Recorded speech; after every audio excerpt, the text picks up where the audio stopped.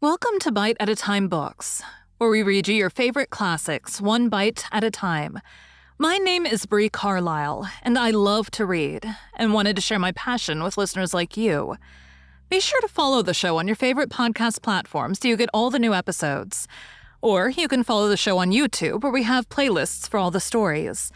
You can find us on all the social medias at Bite at a Time Books, or on our website, biteatatimebooks.com, where you can also sign up for our newsletter for more information on what we're reading and what's coming next for the podcasts. We're a part of the Bite at a Time Books Productions Network. If you'd also like to hear what inspired your favorite classic author to write their novels, and what was going on in the world at the time, check out the Bite at a Time Books Behind the Story podcast, Tuesdays, wherever you listen to podcasts. Today we'll be continuing The Memoirs of Sherlock Holmes by Arthur Conan Doyle. The Adventure of the Cardboard Box. Bite 1. In choosing a few typical cases which illustrate the remarkable mental qualities of my friend Sherlock Holmes, I have endeavored, as far as possible, to select those which presented the minimum of sensationalism, while offering a fair field for his talents. It is, however, unfortunately impossible entirely to separate the sensational from the criminal, and a chronicler is left in the dilemma that he must either sacrifice details which are essential to his statement, and so give a false impression of the problem, or he must use matter which chance, and not choice, has provided him with. With this short preface, I shall turn to my notes of what proved to be a strange, though a peculiarly terrible chain of events. It was a blazing hot day in August. Baker Street was like an oven, and the glare of the sunlight upon the yellow brickwork of the house across the road was painful to the eye. It was hard to believe that these were the same walls which loomed so gloomily through the fogs of winter. Our blinds were half drawn, and Holmes lay curled upon the sofa, reading and rereading a letter which he had received by the morning post. For myself, my term of service in India had trained me to stand heat better than cold, and a thermometer at 90 was no hardship. But the morning paper was uninteresting. Parliament had risen, everybody was out of town, and I yearned for the glades of the New Forest or the shingle of South Sea. A depleted bank account had caused me to postpone my holiday. And as to my companion, neither the country nor the sea presented the slightest attraction to him. He loved to lie in the very center of 5 millions of people, with his filaments stretching out and running through them, responsive to every little rumor or suspicion of unsolved crime. Appreciation of nature found no place among his many gifts, and his only change was when he turned his mind from the evildoer of the town to track down his brother of the country. Finding that Holmes was too absorbed for conversation, I had tossed aside the barren paper, and leaning back in my chair, I fell into a brown study. Suddenly, my companion's voice broke in upon my thoughts. "You are right, Watson," said he. "It does seem a most preposterous way of settling a dispute." "Most preposterous," I exclaimed. And then suddenly realizing how he had echoed the inmost thought of my soul, I sat up in my chair and stared at him in blank amazement. "What is this, Holmes?" I cried. "This is beyond anything which I could have imagined." He laughed heartily at my perplexity. "You remember," he said, "that some time ago, when I read you the passage in one of Poe's sketches in which a close reasoner follows the unspoken thoughts of his companion, you were inclined to treat the matter as a mere tour de force of the author. On my remarking that I was constantly in the habit of doing the same thing, you expressed incredulity. Oh, no. Perhaps not with your tongue, my dear Watson, but certainly with your eyebrows. So when I saw you throw down your paper and enter upon a train of thought, I was very happy to have the opportunity of reading it off, and eventually of breaking into it, as a proof that I had been in rapport with you." But I was still far from satisfied. "In the example which you read to me," said I, "the reasoner drew his conclusions from the actions of the man whom he observed. If I remember right, he stumbled over a heap of stones, looked up at the stars, and so on. But I have been seated quietly in my chair, and what clues can I have given you? You do yourself an injustice.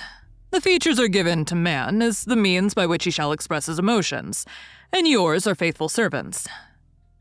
"Do you mean to say that you read my train of thoughts from my features?" "Your features, and especially your eyes.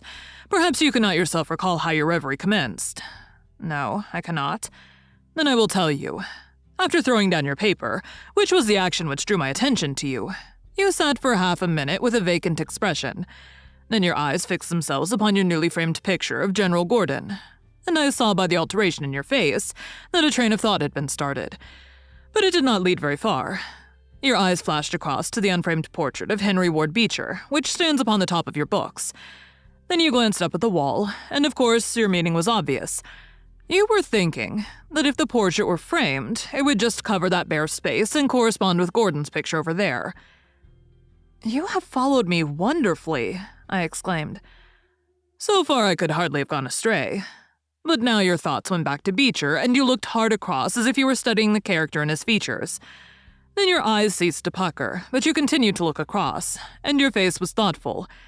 You were recalling the incidents of Beecher's career.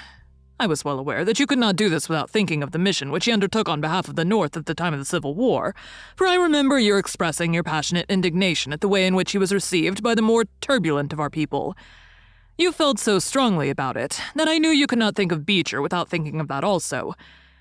When a moment later I saw your eyes wander away from the picture, I suspected that your mind had now turned to the Civil War. And when I observed that your lips set, your eyes sparkled, and your hands clenched, I was positive that you were indeed thinking of the gallantry which was shown by both sides in that desperate struggle. But then again, your face grew sadder. You shook your head. You were dwelling upon the sadness and horror and useless waste of life. Your hand stole towards your own old wound, and a smile quivered on your lips, which showed me that the ridiculous side of this method of settling international questions had forced itself upon your mind. At this point, I agreed with you that it was preposterous, and was glad to find that all my deductions had been correct. "Absolutely," said I. "And now that you've explained it, I confess that I'm as amazed as before. It was very superficial, my dear Watson, I assure you. I should not have intruded it upon your attention, had you not shown some incredulity the other day. But I have in my hands here a little problem which may prove to be more difficult of solution than my small essay in thought reading. Have you observed in the paper a short paragraph referring to the remarkable contents of a packet sent through the post to Miss Cushing, of Cross Street, Croydon?" "No, I saw nothing." "Ah, then you must have overlooked it. Just toss it over to me. Here it is, under the financial column. Perhaps you'd be good enough to read it aloud." I picked up the paper, which he had thrown back to me, and read the paragraph indicated. It was headed "A Gruesome Packet." "Miss Susan Cushing, living at Cross Street, Croydon, has been made the victim of what must be regarded as a peculiarly revolting practical joke, unless some more sinister meaning should prove to be attached to the incident.